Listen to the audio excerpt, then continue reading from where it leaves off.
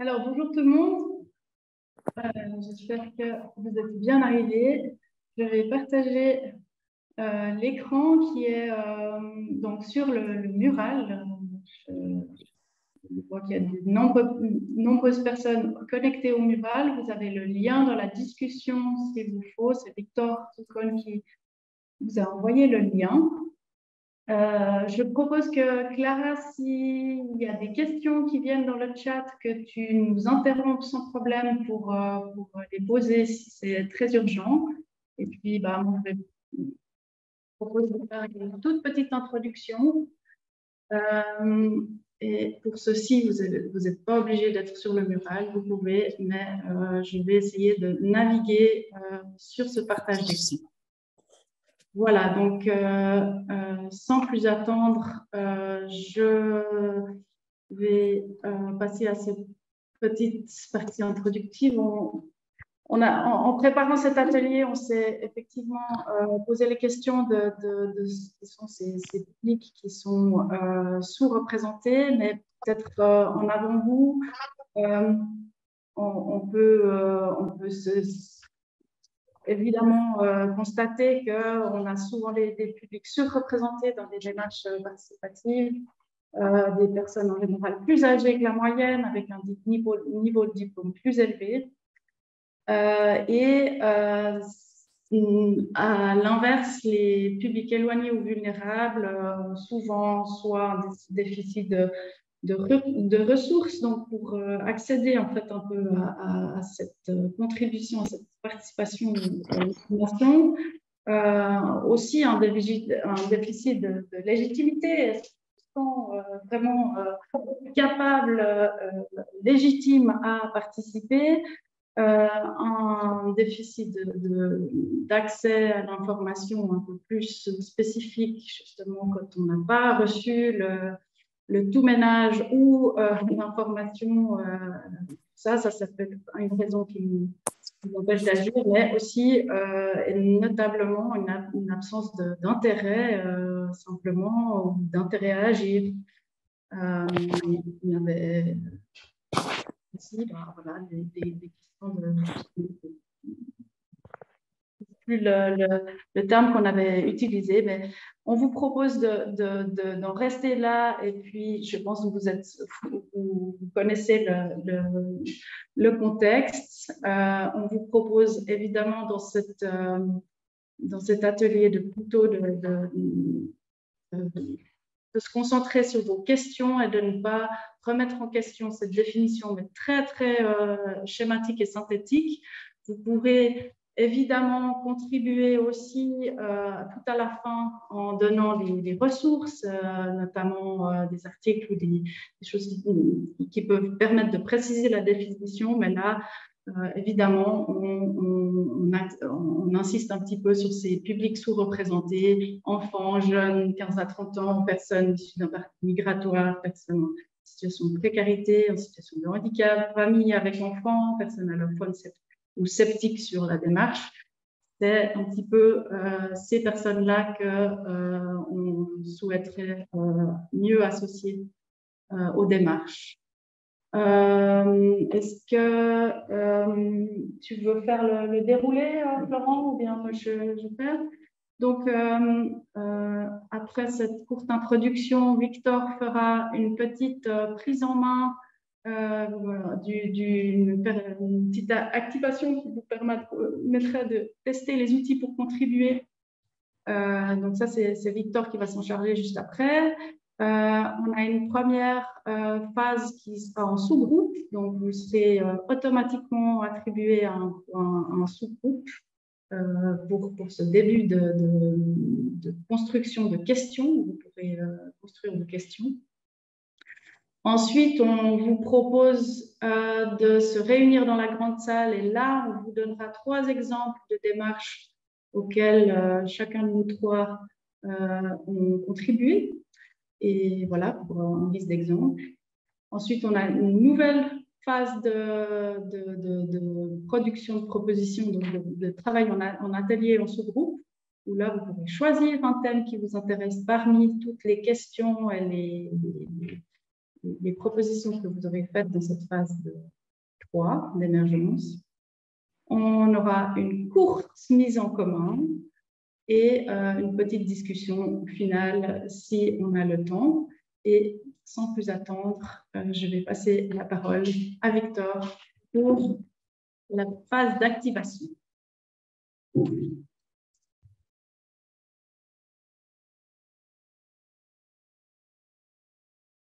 Donc, bonjour à tous. Tout d'abord, je vais vous apprendre comment utiliser le mural pour ceux qui ne le savent pas. Donc, pour pouvoir se déplacer dans le mural, il vous suffit de cliquer avec votre souris sur un lieu et de bouger la souris.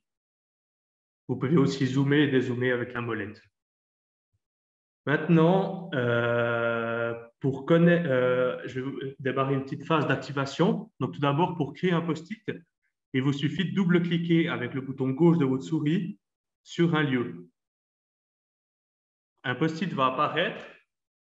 Ce post-it, vous pouvez écrire ce que vous voulez dedans. Moi, je vous propose d'écrire votre nom et ou votre prénom dedans. Comme ça.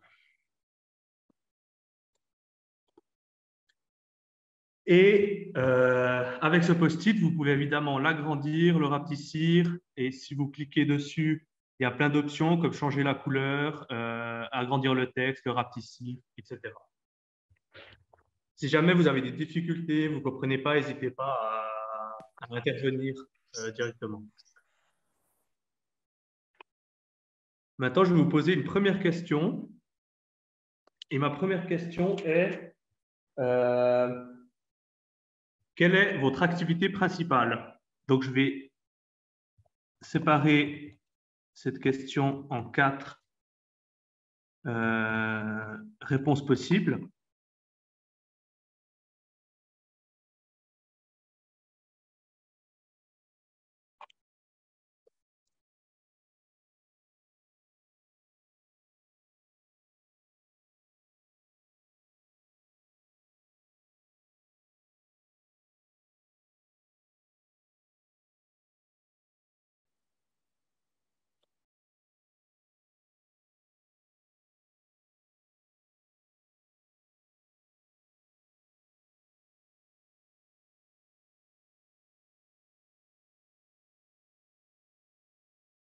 Et je vais vous laisser déplacer votre post-it vers la flèche qui correspond à votre activité principale. Alors, est-ce que c'est une collectivité publique? Est-ce que vous venez du privé? Est-ce que vous travaillez dans une association? Ou est-ce que c'est autre chose?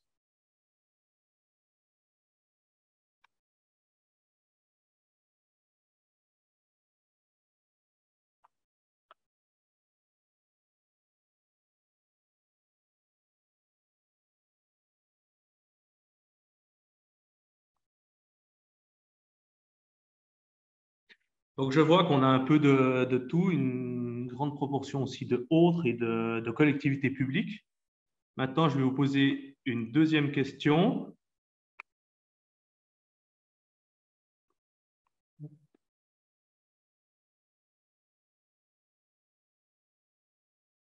Ici, vous avez une carte du monde.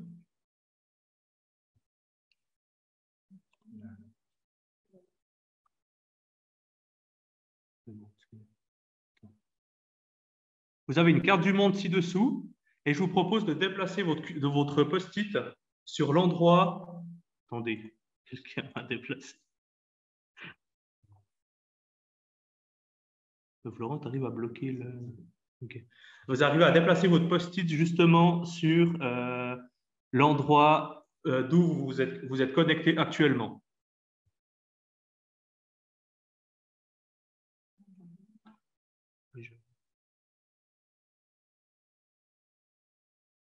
Ouais, on lève le. C'est quelqu'un qui me déplace mon truc. C'est quoi? Attends. Oui, c'est le truc. Mais je vais le delete. Voilà.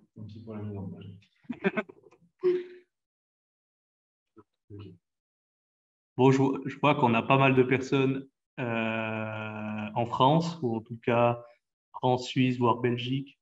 C'est difficile à voir. Pas dire européen. Personnes qui sont en Afrique. On a des... Personnes au Brésil. Donc, c'est bien les rencontres européennes. C'est la participation. Pour l'instant, oui. Et maintenant, je vais vous poser une dernière question. Ça va être expert, hein?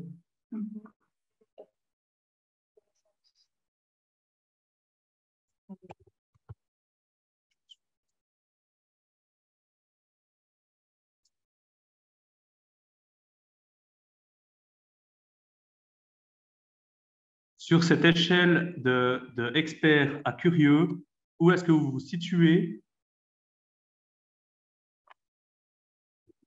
Donc, cette échelle de expert à curieux, où est-ce que vous vous situez pour votre implication dans la participation? Donc, à gauche, curieux et à droite, expert.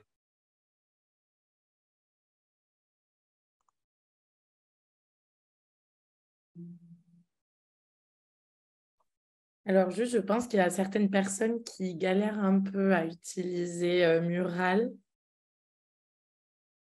Oui. Mais je ne sais pas, parce qu'il y a une personne qui demande comment mettre une slide en grand sur l'écran, mais je pense que je ne comprends pas bien la question.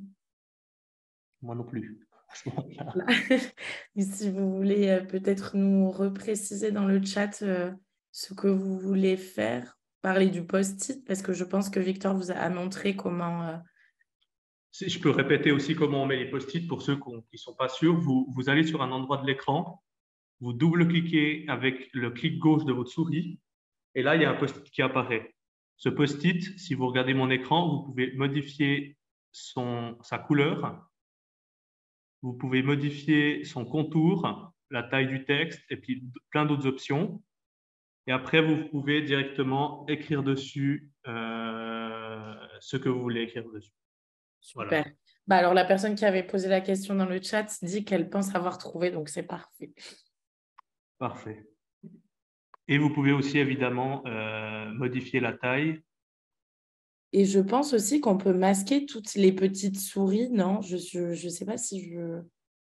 Oui, alors ça, je ne sais plus. Pour éviter de voir, possible. je ne sais pas si c'est pas en haut à droite la petite, mais bon, ça après, c'est pour éviter de voir tout le monde bouger.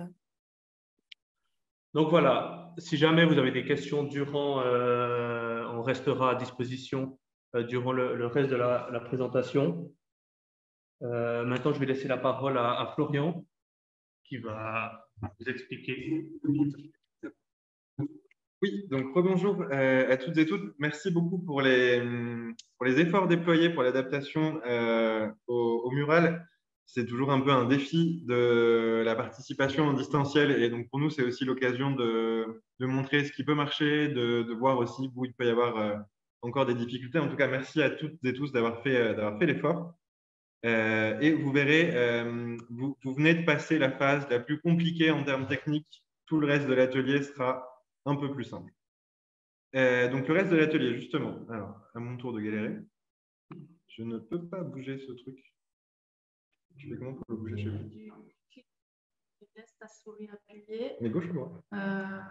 Ok, d'accord, c'est le gauche. Super, merci. Et donc là, tout le monde a l'écran, d'accord? Oui.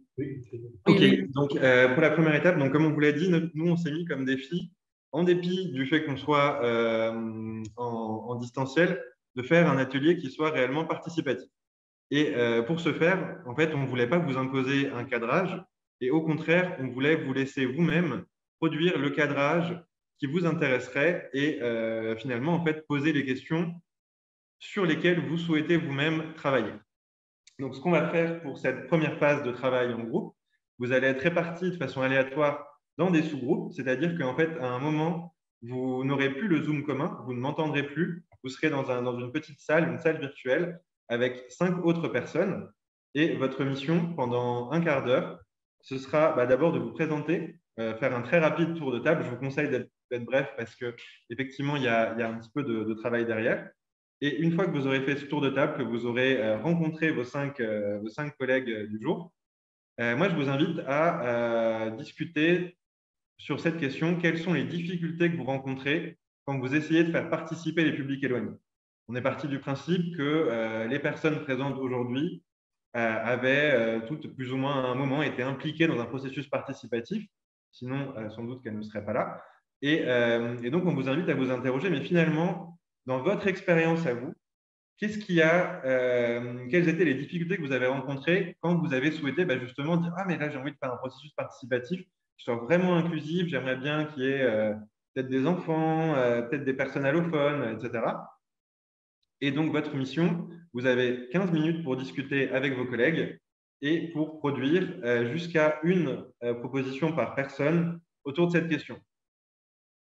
On vous invite, donc vous voyez là sur l'écran tout le tas de post-it jaunes rectangulaires. On vous invite à vous saisir à chaque fois d'un de ces post-it, de rédiger une petite proposition dessus, puis de passer au suivant. Voilà. S'il n'y a pas assez de post-it, on va vous en recréer, il n'y a pas de souci. Voilà. Donc vraiment là, c'est une phase un peu j'ai appelé ça émergence et du brainstorm.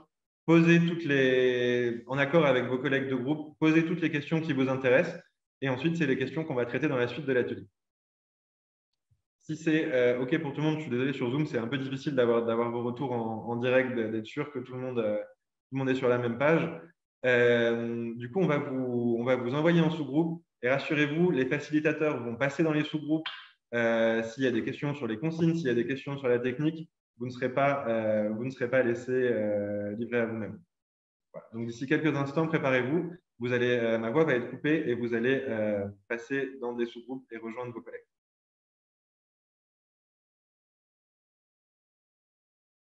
Voilà. Alors maintenant, vous pouvez arrêter de produire. Florian s'occupe de faire des classements de tous vos post-it. Et pour l'instant, tout le monde peut prendre connaissance des productions. Voilà, pour l'instant, tout le monde peut prendre connaissance un peu des productions de tous les groupes. Donc, on n'a plus, voilà, si possible, ne les déplacez pas. Vous pouvez regarder, mais sans déplacer. Maintenant, l'idée, c'est que ce soit Florian qui déplace les post-it pour créer des thématiques. Et puis, pendant ce temps, je vais commencer à vous. Je laisse encore quelques minutes. Voilà, ok, très bien. Donc, prenez connaissance de tous les sujets.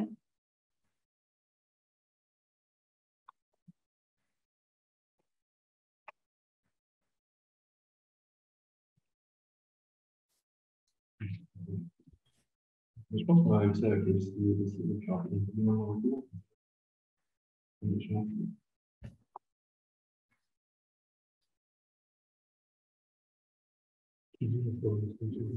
non, c'est juste que j'arrête j'ai les post-it parce que maintenant, en fait, j'étais dans la salle 4, donc je vais mettre les post-it dans la salle 4. C'est ça. Ouais, c'est pas du tout.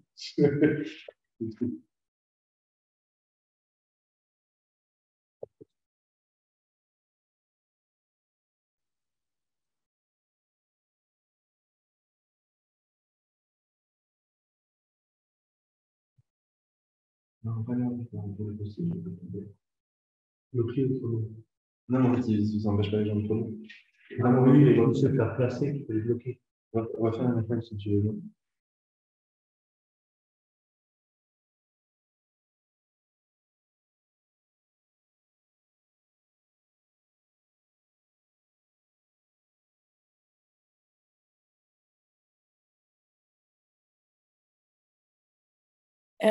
Julie, il y a quelqu'un qui demande à partager. Voilà, bah, super.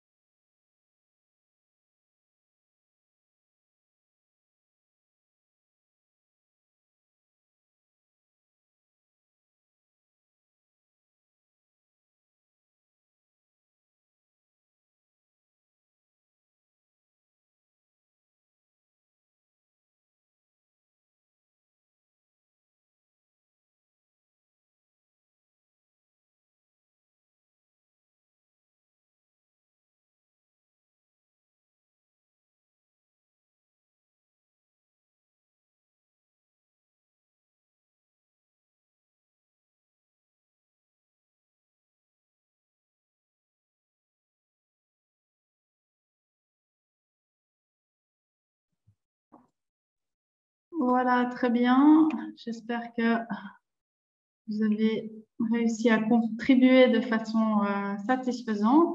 Vu qu'on est un grand groupe, c'est déjà un défi pour la participation de tout le monde. On voit que Florent a réussi à créer 6 sous-groupes thématiques. Je vous propose de les laisser là et on y reviendra par la suite. Et puis, je vais vous proposer un petit partage d'expérience en guise de petite pause. Donc, je suis en train de partager mon écran et je voudrais présenter en 5 minutes l'expérience du Forum citoyen Genevois qui s'est tenu entre fin 2020, donc la première session s'est fait en octobre 2020 pendant la deuxième vague du Covid, juste après, pendant un moment où on pouvait se réunir quand même. Forum citoyen Genevois, il a duré justement entre la fin 2020 et l'avis a été produit par ce Forum citoyen en juin 2021. Alors, pourquoi un forum citoyen? Le forum citoyen a été proposé par le département de l'urbanisme à Genève. On a à Genève, je dis on parce que j'y vis, je ne travaille pas, vu que je travaille pour le canton de Vaud, mais enfin voilà, ça donne le contexte. À Genève, on a des enjeux assez forts. Il y a eu plusieurs votations. En Suisse, on vote très souvent au niveau local, donc communal, et au niveau cantonal. Et ces votations sur des projets de développement urbain, au centre, Genève est une ville vraiment assez dense dans son centre. Il y en a plusieurs qui ont été refusés en vote populaire. Donc là aussi, pour le vote, voilà, légitimité du vote populaire est ce qu'il est. Une partie de la population ne s'exprime pas non plus par le vote. Toujours est-il que, au fond, la volonté de l'urbanisme, c'est de construire la ville en ville. Et au fond, cette volonté, elle est un peu contrée par ces votes qui sont un peu négatifs là-dessus. Donc, c'est pour cette raison que l'élu en charge de l'urbanisme a décidé de faire travailler ses équipes pour faire une grande consultation populaire. Et ces équipes ont réalisé en fait un forum citoyen avec différentes images en tête, différentes références comme voilà, juste un petit peu avant, il y avait la Convention citoyenne pour le climat en France. De nombreuses personnes parmi vous doivent connaître cet exemple-là. Et il y a tout un historique aussi en Suisse, puisqu'il y a pas mal de questions qui se sont posées en lien avec des choix technologiques qu'il a fallu faire. Et ces choix technologiques, on voulait bien recourir à des experts, mais aussi on a décidé de solliciter la population pour ça. Donc la question de départ de ce forum citoyen, c'était comment voulons-nous habiter le territoire genevois pour mieux vivre ensemble dans le respect de la nature et faire face au changement climatique. Grande et vaste question qui a amené un peu les équipes à s'armer de partenaires pour le faire. J'y reviendrai juste après. Et simplement pour vous dire que en fait, la volonté aussi était de pouvoir s'engager à ce que la vie soit non seulement portée par l'élu en charge de l'urbanisme à Genève, mais aussi par tous ses collègues donc, qui forment l'exécutif du canton, et puis qu'il y ait des retours sur ces propositions qui soient faites par les services. Donc, c'est quand même un engagement qui était assez fort pour ceci. Et puisque j'ai plus qu'une minute, je vais vous parler simplement de la méthode. Donc, ça s'est fait par tirage au sort, un tirage au sort stratifié qui a permis de vraiment proposer une représentation, un peu représentativité plus ou moins des groupes, hein, selon le genre, l'âge, la commune de résidence, la nationalité, le fait d'être locataire de son logement ou propriétaire, à savoir qu'à Genève, il y a 80% de la population qui est locataire de son logement, suivant évidemment le niveau de formation, le revenu. Voilà. Donc, 30 personnes se sont engagées pour 4 week-ends de travail et ont été un peu formées par une rencontre avec des experts et puis par en fait toute une formation à la fois à la facilitation, mais aussi aux enjeux de l'urbanisme. Voilà, donc nous, notre rôle à HEIGVD, c'était d'être un peu expert et observateur, surtout, en fait. Notre projet s'appelle Observer le Forum citoyen genevois. Et puis ensuite, proposer un rapport pour l'évaluer et puis trouver des bonnes pratiques autour de ces propositions de forum par tirage au sort. Voilà. Alors, ici, en quelques mots encore, quelques motivations des citoyens à participer au forum. Vous pourrez lire plus attentivement. On va laisser les slides par la suite. Donc, une personne on a interrogé 3 personnes, là aussi tirées au sort. Et puis, on a une personne qui était vraiment très honorée d'être choisie parce que cette personne n'était pas née en Suisse. Donc, se sentait vraiment honorée de pouvoir faire quelque chose pour Genève, se sentir un peu citoyen, plus que de raison. Un autre avait un intérêt fort pour le développement urbain, l'urbanisme, mais aussi des questions de durabilité, d'écologie. Donc, lui, c'était un intérêt vraiment un peu pour la matière. Et la troisième personne était curieuse, déjà pas mal engagée. Et donc, du coup, ça a renforcé un petit peu son envie de faire quelque chose pour sa ville, autrement que par le vote. Donc, ça, je pense que c'est peut-être des éléments qui peuvent vous donner des idées aussi pour par la suite. Là, voilà, il y a quelques citations là que je n'ai pas vraiment le temps de vous décrire.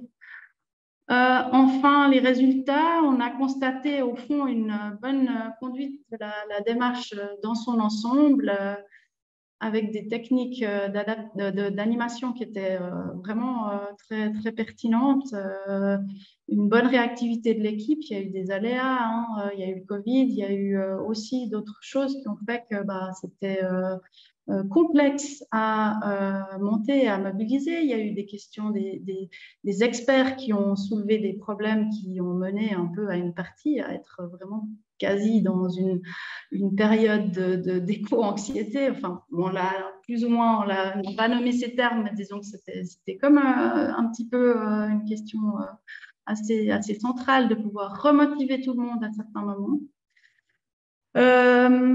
Voilà, sur la forme, on a vraiment des grandes analogies avec d'autres exemples, notamment la Convention citoyenne pour le climat, avec un nombre de propositions qui est un petit peu plus faible, mais aussi un nombre de participants égal, non plus faible.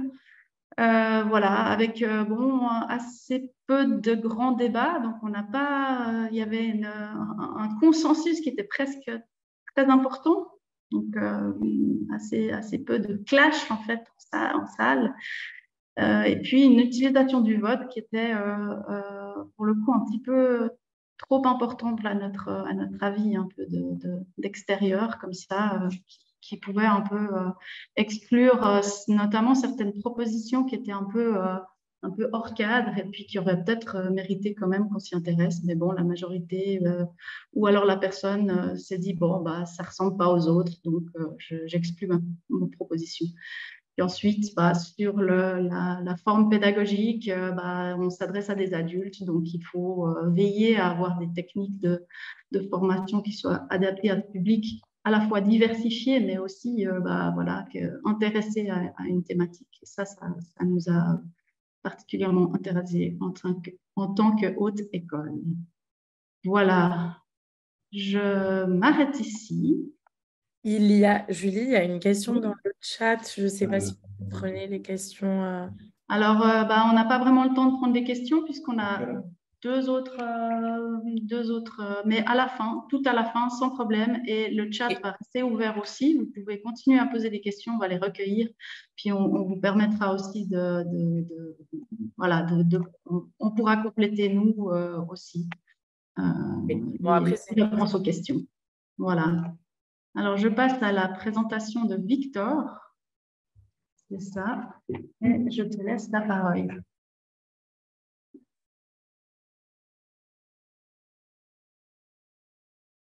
Donc moi, je vais vous présenter une autre étude qu'on a fait à la Haute École d'ingénierie et de gestion du canton de Vaud, qui était l'idée de créer un dispositif pour un projet qui s'appelle MetaSanté pour la ville d'Yverdon-les-Bains.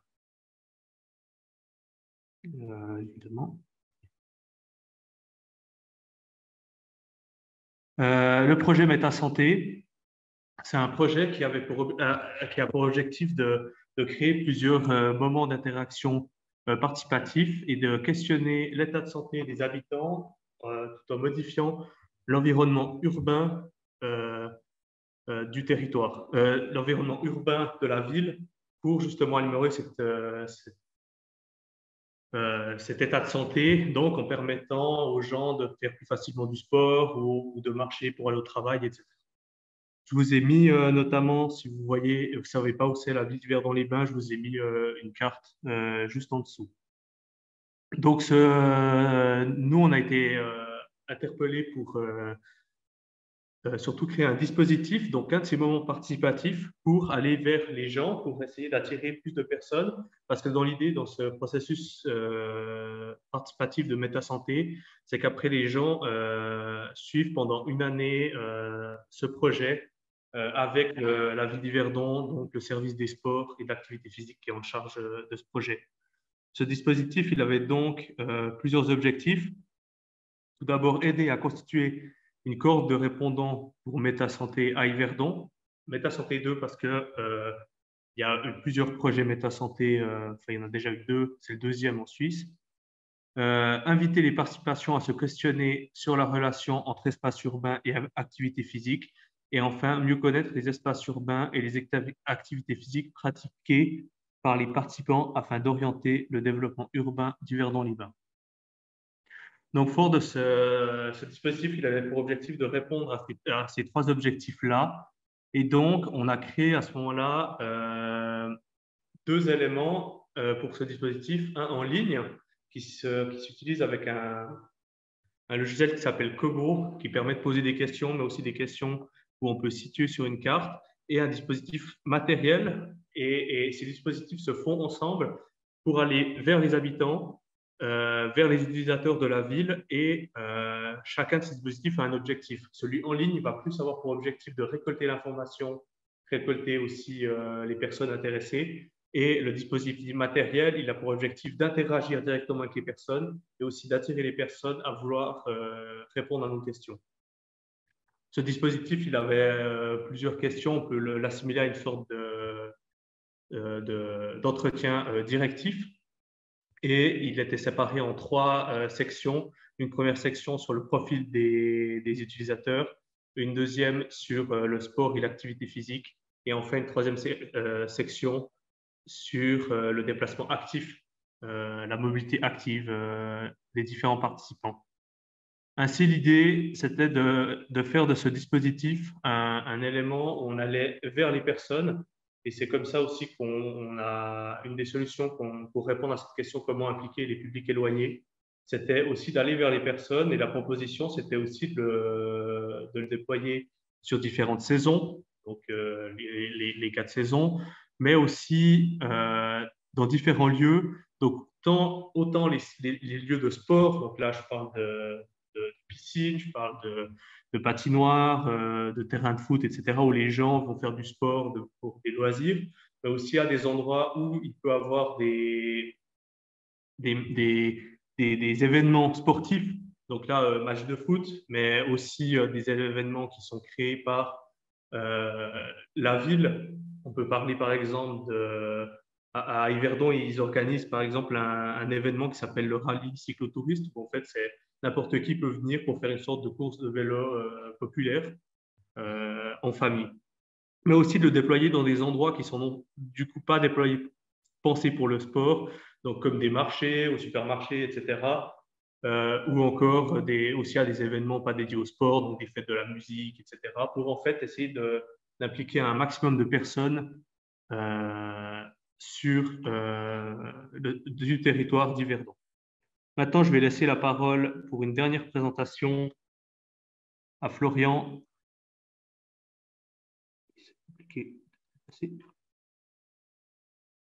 Voilà.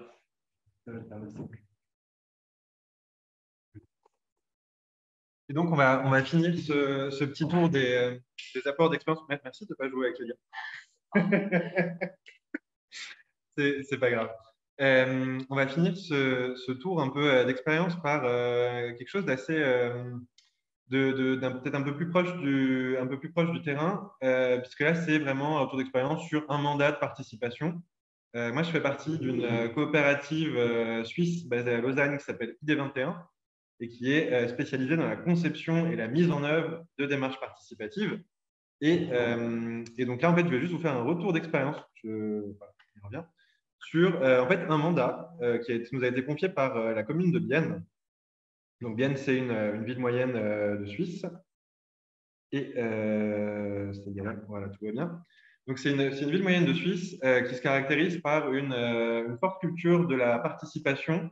C'est-à-dire que voilà, bon, il y a une culture de la décision partagée, il y a une culture de l'implication politique, aussi bien auprès des élus qui revendiquent cet héritage, qu'auprès des habitants qui eux-mêmes sont habitués quand même à être consultés et à quand même pouvoir bénéficier de temps en temps de choses qui ne sont pas trop top-down.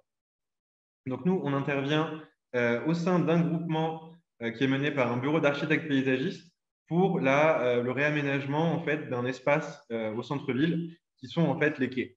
Donc c'est des espaces publics linéaires autour d'une rivière qui circule au centre de cette commune. Et c'est une démarche qui se caractérise parce qu'en fait, là, c'est le maître d'ouvrage et les concepteurs, donc les architectes paysagistes, eux-mêmes qui voulaient vraiment qu'on travaille un peu la dimension inclusive. Donc ça, c'était super intéressant pour nous puisqu'on s'est rendu compte que quand un maître d'ouvrage dit inclusif, en fait, il pense quand même aussi un peu public éloigné. Et donc, c'était notre porte d'entrée à nous pour essayer de déployer des dispositifs pour atteindre et faire participer ces publics éloignés. Et donc, ce qui va être intéressant dans ce que je vais vous raconter, c'est qu'il y a des choses qui ont très bien marché et puis il y a aussi des choses où on s'est pris des fous. Et en général, c'est là où il y a beaucoup d'enseignements à tirer. C'est quand ça ne marche pas et qu'on prend le temps de se poser la question, tiens, pourquoi ça n'a pas marché? On va commencer en faisant un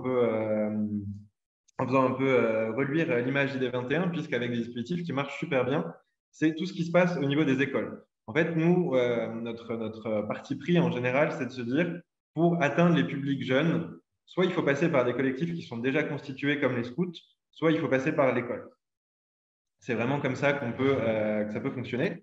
Et donc là, par exemple, on est intervenu dans 2 types d'écoles, donc auprès de 2 publics avec des âges un peu différents. Et évidemment, on adapte aussi un peu ce qu'on va proposer comme atelier par rapport à l'âge. Si c'est des personnes qui sont des étudiants qui sont relativement jeunes, qui ont 8-12 ans, il y a un travail de sensibilisation préalable à faire.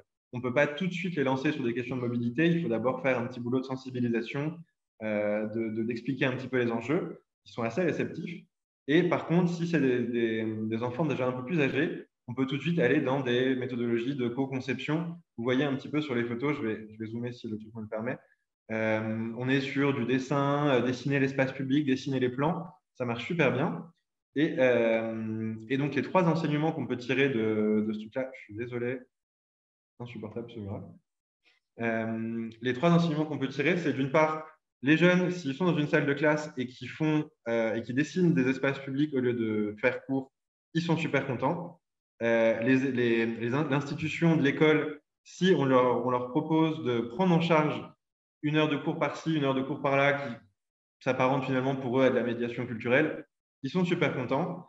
Et les profs, pour peu qu'on prenne un peu la peine d'articuler l'atelier avec des éléments du programme, par exemple ici sur de la géographie, bien, ils sont contents aussi. Donc ça, c'est vraiment quelque chose qui est assez clé en main. C'est assez facile à faire et ça satisfait aussi bien les publics, les partenaires. Ça donne de super bons résultats. Donc, participation des jeunes, ça, c'est quelque chose, on s'est rendu compte, OK, ça fonctionne. Maintenant, on va passer aux deux dispositifs où on a pris des fours. Le premier, c'est la balade nocturne en mixité choisie. On aime beaucoup les méthodologies de balade atelier. C'est des choses qui, en général, sont efficaces. Vous pouvez voir, par exemple, sur ce même mandat, on a fait une balade atelier grand public, 25 participants. On a fait une balade atelier senior, 19 participants. Donc ça roule. Et on s'est dit, il y a un enjeu d'adaptation de l'espace public aussi en fait, aux usages nocturnes et notamment peut-être aux femmes, aux personnes vulnérables qui se déplacent seules durant la nuit. Donc, on s'est dit, pour voir qu'est-ce qui fonctionne ou ne fonctionne pas dans l'espace public durant la nuit, il faut qu'on fasse notre balade nous-mêmes de nuit. Donc, on a essayé d'organiser ça.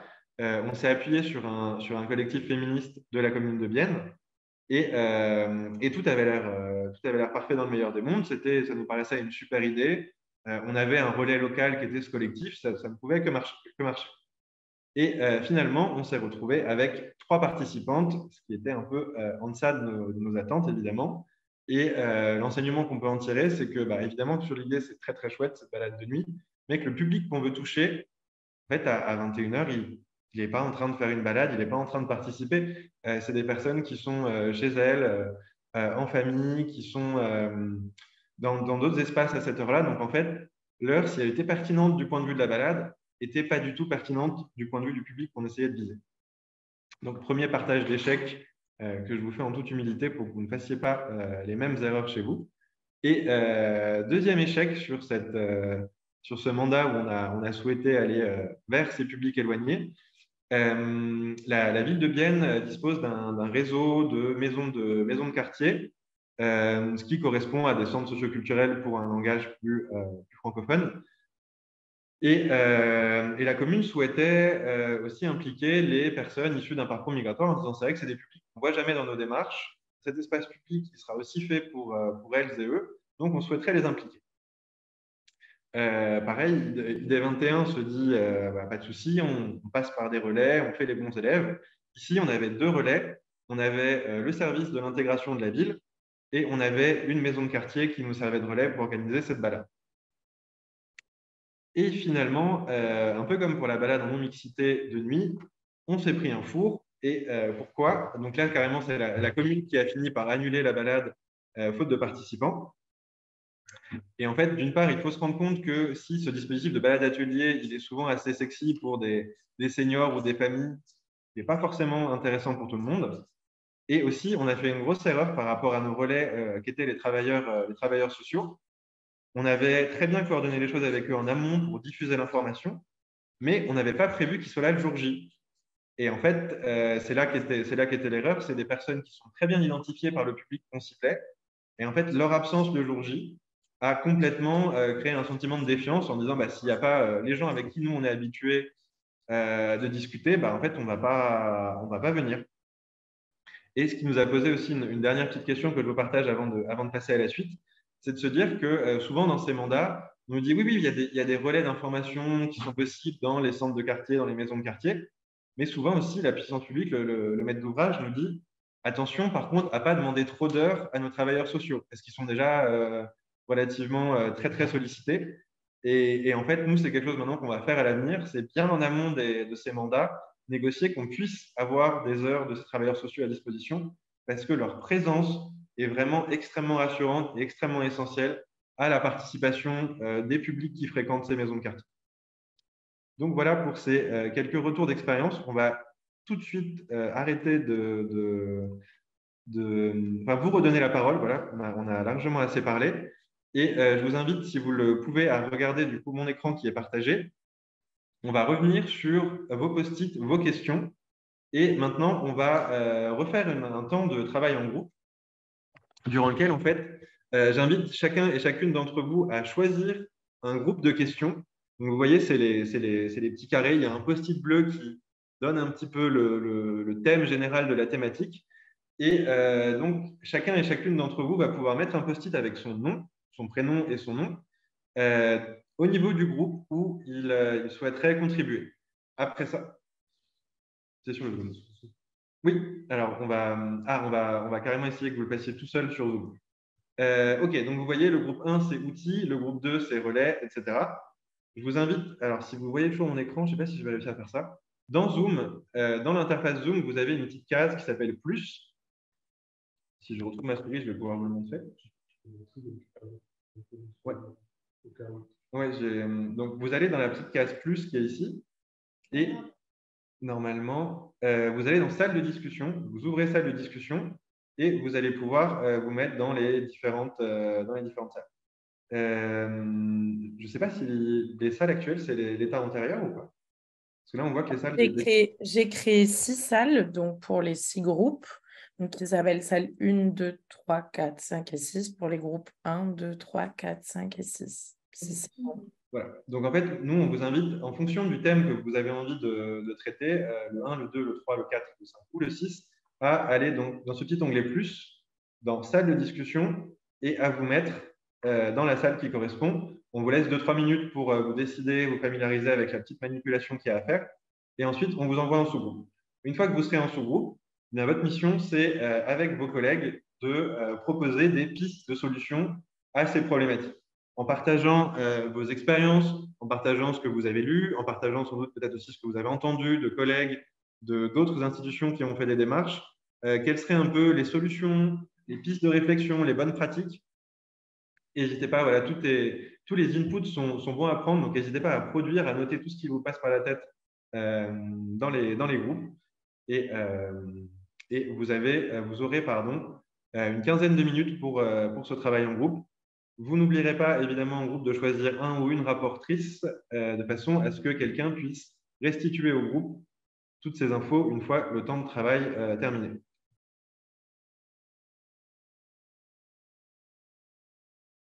Eh bien, re-bienvenue à tous et à toutes en plénum. Je vous prie de nous excuser, on commence déjà à manger un peu sur le temps qui était prévu. La facilitation et l'organisation de la participation en distanciel, c'est un peu plus chronophage que ce qu'on avait anticipé. Mais moi, je vous invite vraiment encore à rester au moins une petite dizaine de minutes pour qu'on puisse avoir la restitution des réflexions des différents groupes, si ça va pour tout le monde. Et donc, sans plus attendre, on va mettre des petits timers de 2 minutes et on va inviter le rapporteur, la rapportrice de chaque groupe à mettre son micro et à nous faire un rapide retour sur ce qui a été dit.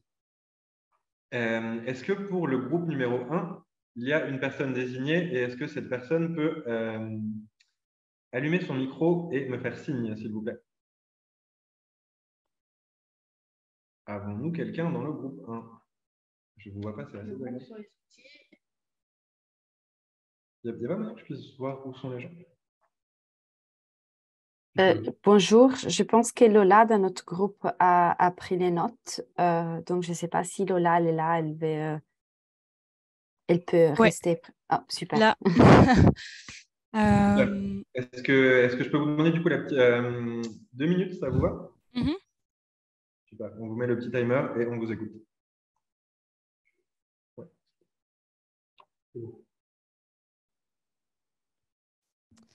Alors, dans notre groupe, la question, c'était celle des outils. Donc, quels outils innovants pour aller vers et permettre de mobiliser, sachant que ces outils, il faudrait qu'ils correspondent au contexte dans lequel on en a besoin et à l'environnement dans lequel ils émergent, et pouvoir aussi impliquer des publics en fonction de leurs différences.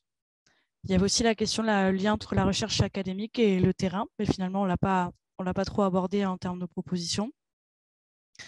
Alors, en termes de propositions, il y a plusieurs outils qui ont émergé. Parmi ceux-ci, c'est notamment le facile à lire et à comprendre, donc pouvoir adapter les outils ou la communication qui est faite aux différents publics qu'on cible. Donc, le facile à lire et à comprendre en est une pour tout ce qui est écrit, mais aussi le jour J, ce serait des interprètes, des personnes qui peuvent permettre à tout le monde de comprendre, quelle que soit leur diversité et leurs origines. Ça peut être aussi des outils pour faire venir concrètement les personnes, donc payer les tickets de transport, faire en sorte qu'il y ait des travailleurs sociaux, comme cela a déjà été dit dans la présentation avant, par le biais de travailleurs sociaux ou autres, mais aussi ça peut être rémunérer la participation, comme cela peut se faire parfois, ou reconnaître, pas par le côté monétaire, mais par des certificats, par exemple, le fait que les gens aient participé. La participation elle-même, elle peut aussi être diversifiée dans le sens où c'est pas forcément une réunion typique, ça peut être des balades, ça peut être des supports qui vont vers les gens par le biais de triporteurs, d'outils où on est présent près des publics qu'on cible et on va vers eux. On leur demande moins, eux, de venir. Après la participation, ce sont aussi des outils pour rendre compte. Voilà. Ok, merci beaucoup. Vous avez tenu les 2 minutes tout pile et je vous en suis extrêmement reconnaissant. C'est une très très belle performance. Merci beaucoup. Est-ce que nous avons quelqu'un du groupe numéro 2 qui a travaillé sur la question des différents relais vers les publics éloignés, qui peut prendre la parole au micro, s'il vous plaît?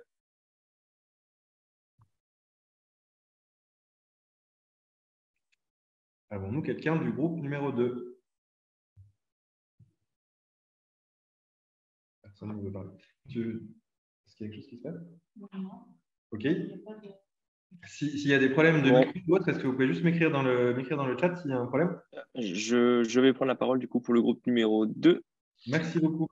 Donc, nous, on travaillait sur les relais. Ce qu'on a identifié, c'est déjà beaucoup de contraintes.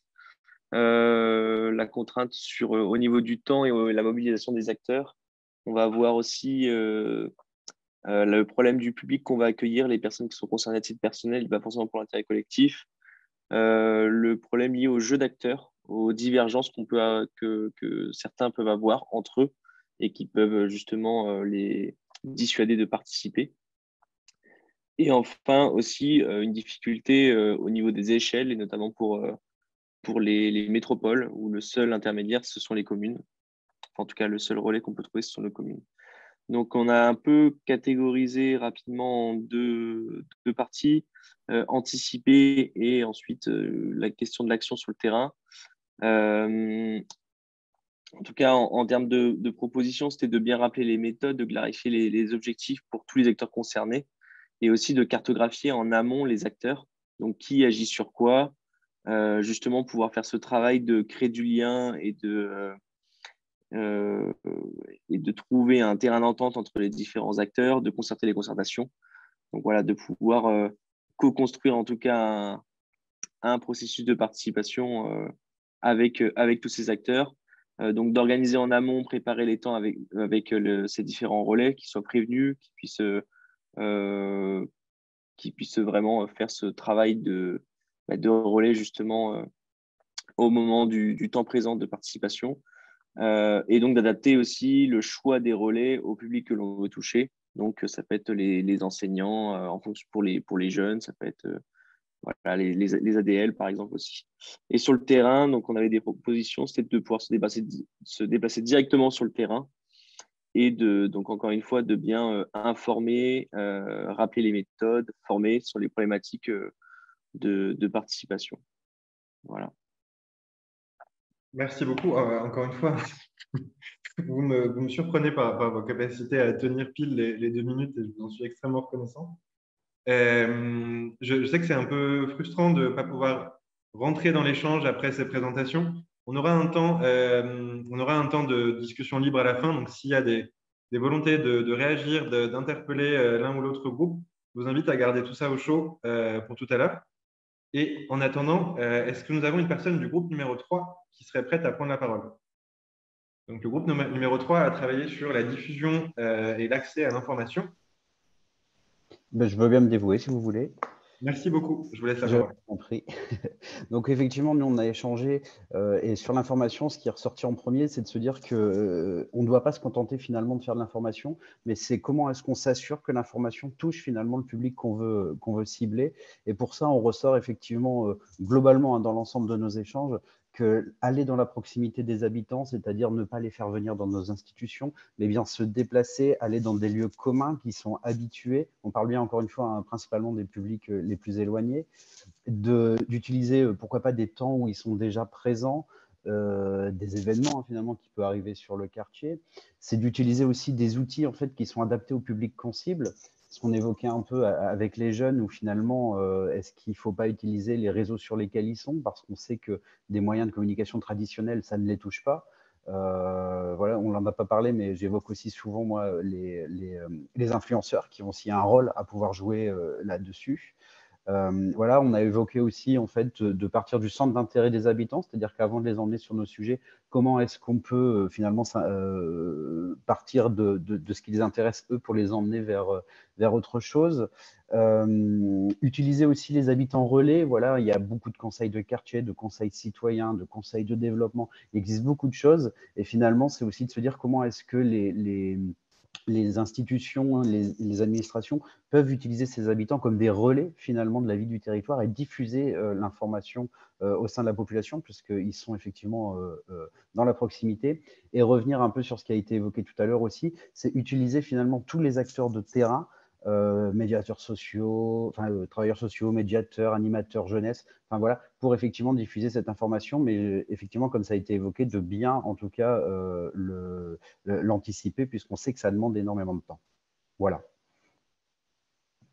Et merci beaucoup pour ce retour. En plus, je trouve très intéressant, on voit que les thématiques finalement se répondent. C'est vrai que l'articulation en petites thématiques, outils, informations, etc., c'est un peu artificiel et au final, c'est très chouette. Je vois qu'on va avoir plein de recommandations qui finalement se recoupent et vont dans le même sens.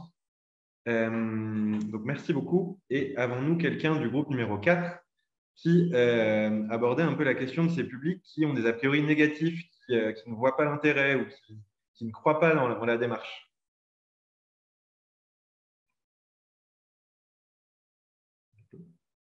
1, 2, 1, 2. Avons-nous quelqu'un du groupe 4 qui souhaiterait prendre la parole et nous faire une restitution? Je peux le faire vu que j'ai pris les notes. Merci beaucoup.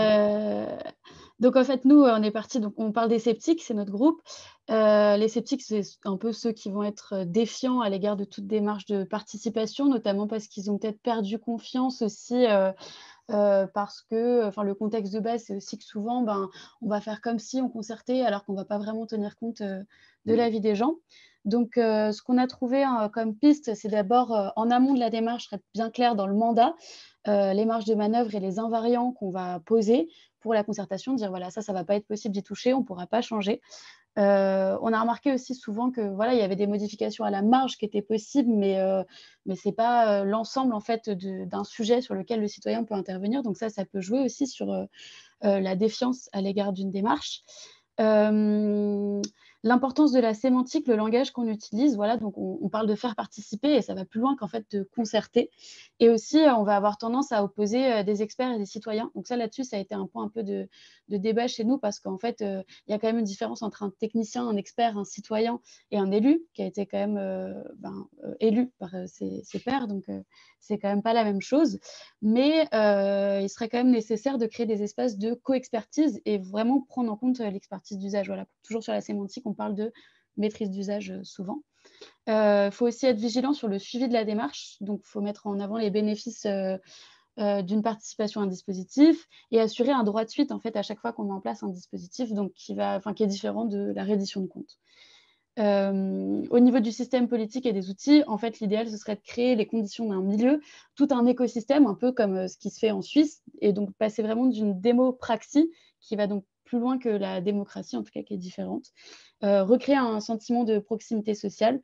Et voilà, donc je mentionnais tout à l'heure, créer des espaces de co-expertise et prendre en compte l'expertise d'usage.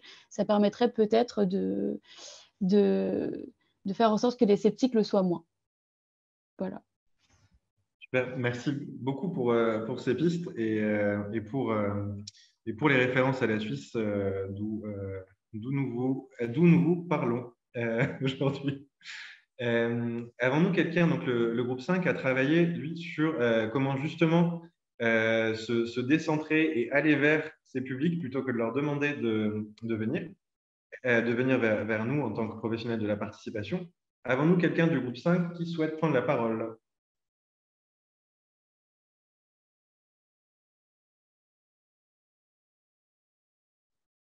Allez, je vais essayer de faire rapportrice. Merci beaucoup. Donc, Marie-Claire Cossny pour le groupe 5 sur l'Aller vert. Alors, on a commencé à parler à faire des propositions, et puis finalement, on s'est rendu compte qu'il y avait beaucoup de... Voilà, ce sont les post-it noirs.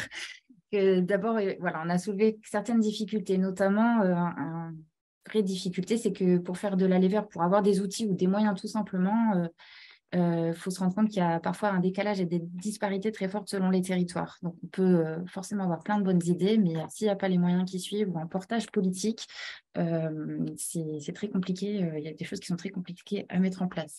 Bon, mais partant de ce postulat-là, on a quand même réfléchi à des propositions dans un idéal où il y avait des moyens. Donc, le recrutement de services civiques pour faire de l'aller vers, ça c'est intéressant parce que ce sont souvent des jeunes forcément et qui vont vers un public avec leur jargon, leur naturel. Ça permet aussi, justement, parler de défiance des institutions, un peu d'avoir une personne un peu tierce, un peu qui n'est pas formatée institutionnelle pour pouvoir porter certaines démarches et les communiquer. Le porte-à-porte aussi, c'est un outil pareil, il faut être physiquement disponible. Alors, c'est pareil, c'est beaucoup de moyens à mettre en œuvre, mais c'est quand même là, on est sûr d'atteindre les personnes, d'échanger avec elles, d'aller au bout de l'information qu'on veut donner sur le projet. Et on est en train de le déplacer, donc organiser des temps de rencontre lors des temps conviviaux aussi, pour que ce soit moins formel, moins une vraie réunion. Là, on est vraiment sur les marchés, sur des repas de quartier, des vides-greniers, sur des temps un peu conviviaux où les gens sont disponibles. Et en fait, ce sont un peu des solutions pour se camoufler du fait qu'on soit représentant d'une institution. Et notamment, il y avait aussi le relais. Alors, on est aussi sur les questions de relais, mais les associations font de fait de l'aller vers et la question de les valoriser. Je vais m'arrêter là. J'espère avoir tout dit. Un grand merci. Je vous piquerai sans doute l'expression de camouflage que je trouve très opérationnelle et qui Je vous le donne. Donc, merci pour cette restitution. Il nous reste un groupe, donc un groupe où j'avais regroupé un petit peu des propositions autour de l'absence de certaines ressources qui peut être un frein à la participation. Et avons-nous quelqu'un du groupe numéro 6 qui souhaite prendre la parole?